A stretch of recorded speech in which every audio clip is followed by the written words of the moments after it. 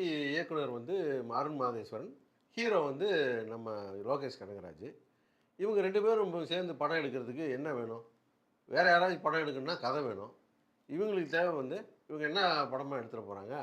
போதைப்பொருள் கடத்துறது, அல்லது சட்டவிரோதமா ஆயுதம் கடத்துறது. இதுதான் படமா எடுக்க போறாங்க. இதுக்கு தேவையான பொருட்கள் என்ன அப்படின்னு தான் கேட்கணும். கதையோ, வசனமோ இவங்களுக்கு தேவை கிடையாது. பொருட்கள் என்னெல்லாம் தேவைப்படும்? போதைப் பொருள் அப்படின்னு சொன்னா, டாட்டா சால்ட் ஒரு 10 மூட்டை. இதுதான் ஹெராயின், கொக்கைன் அப்படின்னு காட்டுறதுக்கு. அது ஒரு 10 மூட்டை. அப்புறம் ஆயுதம் அப்படின்னா, துருப்பிடிச்ச கத்தி, கோடாரி, ஸ்க்ரூ டிரைவரு, ஸ்பேனரு இதெல்லாம் ஒரு ஐட்டம்.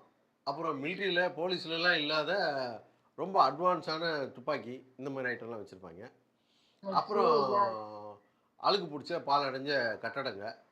அப்புறம் பழைய அம்பாசிடர் காரு, மெட்டடோர் வேனு, இந்த புழுதி பறக்கிற ரோடு, அ இதையெல்லாம் தாண்டி 10 நாளா பல்லு விளக்காம, மேல் குளிக்காம இருக்கிற, ஆள பார்த்தாலே அழுக்கு புடிச்சவனா இருப்பாங்க.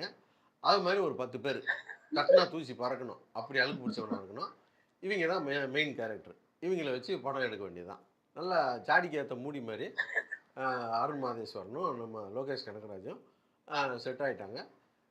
இப்போ டிசின்னு படம் வந்திருக்குது. இதோடைய பார்ட் 2ன்னு சொல்லிட்டு அடுத்த வருஷமே மார்வெல்னு கூட ஒரு படம் வரலாம். ஏன்னா, இதெல்லாம் ஜென்ஸி கிட்ஸுக்கு ரொம்ப பிடிக்குதாம் இந்த மாரி படங்கள்லாம்.